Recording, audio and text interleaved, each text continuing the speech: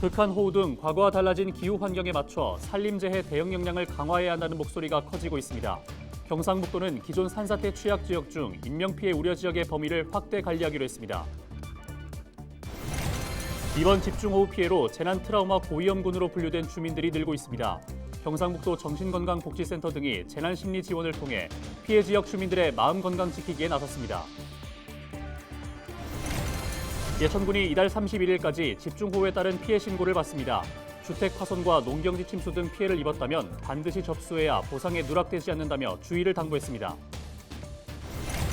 예천문화체육센터 내 텐트에서 임시 거주하던 이재민 가구 70여 명이 경북 도립대 신축 기숙사인 미래관으로 이주했습니다.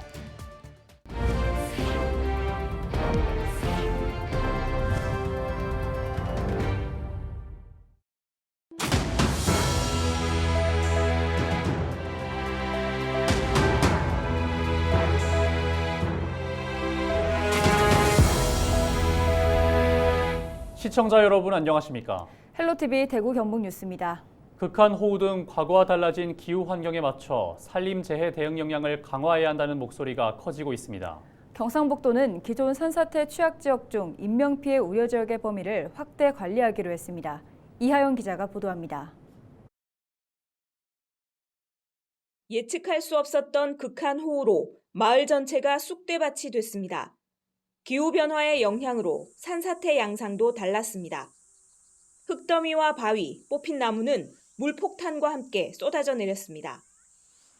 이번 집중호우로 산사태가 난 곳은 모두 산사태 취약지역 밖이어서 재해 안전관리 방안을 손봐야 한다는 지적이 나오고 있습니다. 그런데 실제로 산사태나 토성지율이라는 거는 이제 산지 저 멀리 몇백 미터 위에서 아니면 몇십 미터 위에서 일어나잖아요. 근데 건축 주변만 그렇게 안전을 체크할 것이 아니고 실제로 반경을 예를 들어 몇백 미터, 1km 이렇게 기준을 설정해서 안전에 대한 재평가를 해야 된다. 그 얘기입니다. 경상북도도 산사태 취약지역 지정과 관리에 문제가 있다고 보고 기존 취약지역의 범위를 확대하기로 했습니다. 취약지역은 전체가 지정되는 게 아니고 이제 취약지역 지정된 곳 안에서 인명피해 우려 지역을 관리를 해왔는데 우려 지역을 관리했는데 이 일반 산지에서도 이제 일반 산지에서도 인명피해 우려 지역을 발굴을 해서 이제 동일한 기준으로 관리를 하겠다 그런 의미. 현재 경북도 내 산사태 취약지역은 4,958곳. 경상북도는 올해 위험 등급이 낮은 산사태 우려 지역 1,063곳에 대해서도 각 시군의 실태 조사를 거쳐 취약 지역에 준하는 특별 점검을 실시하고 재난 발생 시 신속하게 상황을 전파할 수 있는 스마트 마을 방송 시스템 등을 구축한다는 계획입니다. 헬로티비 뉴스 이하영입니다. 가족들과 함께 밥을 먹고 잠을 자는 집은 우리가 가장 안전하다고 믿는 곳 중 한 곳입니다. 그런데 경북 예천에서 비 피해를 입은 주민들에게 집은 마냥 안전한 곳이라고 생각하기 어렵습니다. 감당하지 못할 정도로 많은 양의 물이 흘러들어오는 것을 본 주민들은 트라우마에 시달리며 집에 들어가기가 무섭다고도 하는데요. 지자체를 비롯한 관계당국은 이런 주민들의 정신적 상처 치유에 나섰습니다. 홍하연 기자가 취재했습니다. 아우야, 집에 물이 들어가서 야단나는데 뒷밭을 물을 좀 돌려야 집으로 덜 내리다치는데 호미로 가가지고 선나걸쩍거려 놨는데 비가 한 줄기 오면 또 터질 것 같은데 왜 놓고 있겠노? 지난 15일 전후로 내린 비로 집 침수 피해를 입은 황기순 씨. 무슨 일이 일어날 것이라고 생각지도 못한 산에서 감당하지 못할 양의 물이 쏟아진 건 충격이었습니다. 물이 막 나갔는데 집이 감염해로 물속에 둥둥둥둥 떠내려가는 꿈을 꿨어. 그게 악몽 그만 자꾸 신기할 수 있기는 그렇지 뭐요. 장마가 다 지내도 저게 또 뭐 내려 또 내려앉으면 어째나.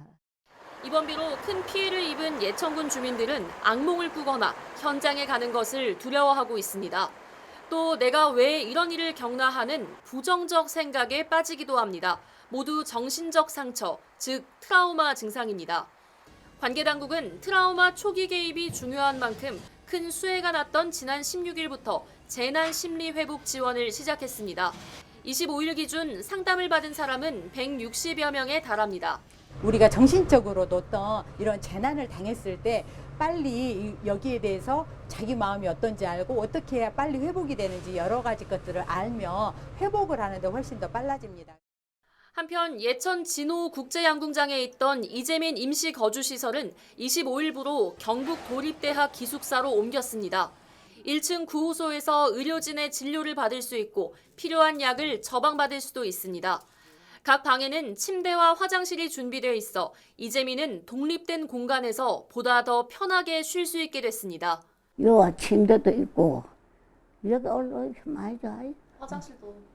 예, 화장실도 접혀 있지. 원래 집에를 가야 되는데 한쪽도 이번 폭우로 안전하다고 믿었던 집에서 나오게 된 이재민들. 치료와 상담을 받고 더 나아진 숙소에서 지내고 있지만 언제 안정을 찾아 집으로 돌아갈 수 있을지는 여전히 알 수 없습니다. 헬로티비 뉴스 홍아영입니다. 이번 비로 예천군에서 피해를 입은 주민은 오는 31일까지 읍면행정복지센터에 피해 사실을 신고해야 각종 보상을 받을 수 있습니다. 예천군은 주민들에게 주택 파손, 침수, 농경지 침수 등의 피해를 입었다면 작은 피해라도 꼭 접수해 보상에 누락되는 일이 없도록 당부했습니다. 여기에 더해 예천군은 피해가 심각한 용문, 효자, 은풍, 감천면에 지난 21일부터 군 공무원 40명을 투입해 현장에서 농업인 피해 현황을 조사하고 있습니다. 24일 기준 예천군에는 도로 63개소, 지방하천 및 64개소, 상하수도 34개소의 공공시설이 파손돼 복구가 진행 중이고 주택 196동, 농경지 유실과 침수 1203헥타르의 피해가 잠정 집계됐습니다. 예천 문화체육센터 내 텐트에서 임시 거주하던 이재민 가구 50여 세대 70여 명이 경북 도립대 신축 기숙사인 미래관으로 이주했습니다. 이재민들은 화장실, 냉난방 시설, 개인용 침대 등을 갖춘 공간에서 2명씩 생활합니다. 경상북도는 이외에 이불과 개인 생필품 등을 제공하고 예천군은 이재민들의 이동 편의를 위해 마을버스를 운행합니다. 경산시 공무원 40여 명이 예천군 수해복구 지원에 나섰습니다. 계속된 집중호우로 피해를 입은 경북 북부 예천, 영주, 문경, 봉화 지역 가운데 중장비나 차량 접근이 어려운 예천군 지보면을 찾아 복구를 지원했습니다. 경산시 공무원들은 지역 주민들과 함께 농경지의 침수 부유물과 토사를 제거하고 비닐하우스 농작물을 정리하는 등 복구에 동참했습니다. 경산시는 수해 피해를 입은 주민들이 하루빨리 일상을 회복할 수 있도록 인력이 필요한 곳을 중심으로 지속적으로 복구 활동을 지원할 계획입니다. 영천시가 25일 폭우로 피해를 입은 영주 지역에서 복구 활동을 벌였습니다. 영천시 공무원 40여 명은 영주시 장수면 갈산리 일대 집중호우로 피해가 발생한 지역에서 토사 정리와 수로 정화 등 피해 복구를 지원했습니다.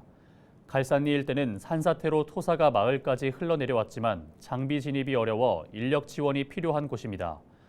영천시 자연보호협의회, 영천시 의용소방대 등 영천 지역 민간단체들도 경북 북부 집중호우 피해 지역 곳곳에서 복구에 참여하고 있습니다. 영천시는 오는 28일까지 영주시를 찾아 복구를 지원할 계획입니다.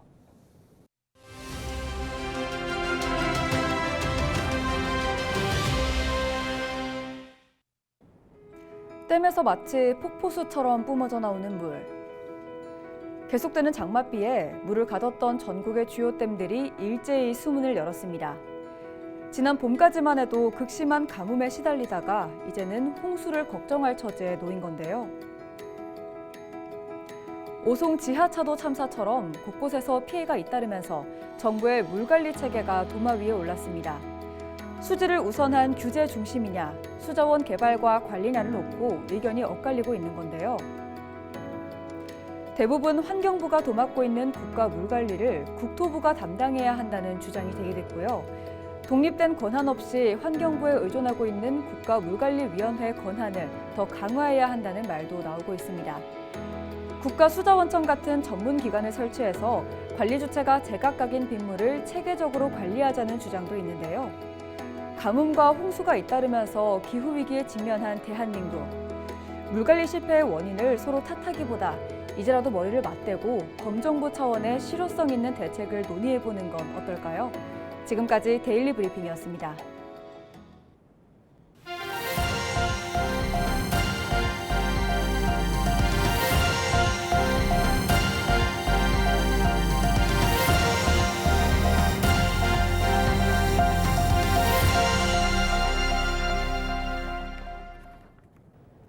혹시 플럼 코트라고 들어보셨습니까? 자두와 살구를 교배해서 만든 품종으로 여름이 제철입니다.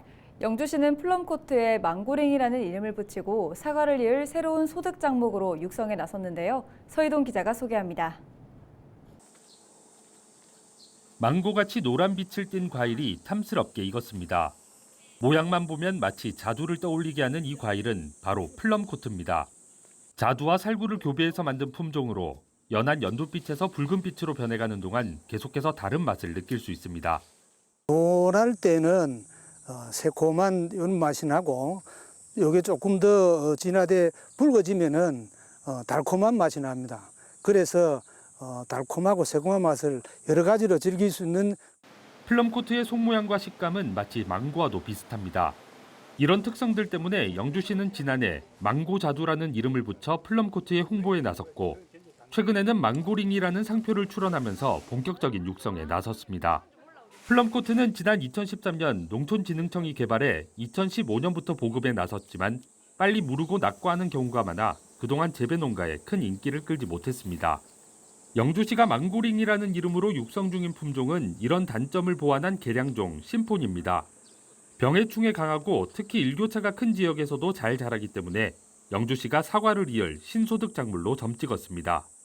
현재 영주시의 플럼코트 재배 면적은 6.6헥타르로 22개 농가에서 한 해 7톤 정도가 생산되고 있습니다. 생산량을 더 늘리고 또 재배 면적을 이제 많이 확보하기 위해서 사업량을 늘려서 영주 사과 다음으로 대표하는 새로운 가수로 이제 소득을 높일 수 있는 가수로 육성하고자 합니다. 영주시는 내년에 플럼코트 시범 재배 농가 10곳을 더 늘리는 등 적극적인 육성에 나설 계획입니다.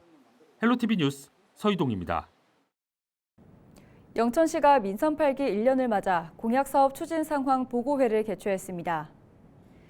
민선 8기 공약사업은 평등한 복지교육, 찾아오는 부자농촌, 품격 있는 문화관광 등 4대 분야 34개 사업으로 추진율은 지난달 말 기준 30.7%로 집계됐습니다. 세부 사업은 대구 도시철도 1호선 영천 도심 연장, 5개 대규모 산업단지 조성, 마을 공판장 건립, 시립박물관 건립 등이며 교복 구매비와 안심기가 택시비 지원 사업 등 2건은 완료됐습니다. 공약사업 이행은 행복한 시민, 위대한 영천 실현을 위한 핵심 과제입니다. 시민들이 체감하고 만족할 수 있는 성과를 내도록 속도감 있게 추진하겠습니다. 경주시가 해양수산부 주관 2023 해양레저관광 거점 공모사업에 선정돼 예산 490억 원을 확보했습니다. 해양레저관광 거점 공모사업은 증가하는 해양레저관광 수요에 부응하기 위해 동남권을 비롯해 수도권, 서해안권, 다도해권 등 권역별 거점을 조성하는 사업입니다. 경주와 충남 보령이 최종 선정되면서 제주 서귀포시, 전북 군산시, 강원 고성군, 경기 시흥시, 전남 보성군 등 전국 7개 거점이 모두 확정됐습니다. 경주 나정 고운 모래해변 일대는 오는 2027년까지 7만 8천 제곱미터의 신라 오션킹덤을 주제로 대규모 국책 해양레저 단지가 조성될 예정입니다. 경주에서 전국 최대 유소년 축구대회인 2023 화랑대기 전국 유소년 축구대회가 다음 달 10일 개막합니다. 올해 20회째를 맞는 화랑대기 전국 유소년 축구대회에는 전국 학교와 축구클럽 600여 팀에서 선수들과 선수단 등 만여 명이 참가할 예정입니다. 코로나19로 중단됐던 해외 자매 우호 도시 축구팀도 초청해 일본 나라시와 중국 양저우시 유소년 축구팀도 참가합니다. 경기는 알천구장과 축구공원, 화랑마을, 스마트 에어돔 구장 등에서 펼쳐집니다. 영천소방서가 지난 21일 청통 119 지역대 개소식을 갖고 본격적인 활동을 시작했습니다. 청통 119 지역대는 사업비 11억 원을 들여 부지 면적 2,303제곱미터, 연면적 379제곱미터, 지상 2층 규모로 지난해 연말 준공돼 시범 운영을 해왔습니다. 은혜사 입구 공영주차장에 들어선 청통 119 지역대에는 소방공무원 9명과 중형 펌프차, 특수구급차 등 소방 차량 2대가 배치돼 지역 밀착형 안전 서비스를 제공할 예정입니다. 이어서 날씨 전해드립니다.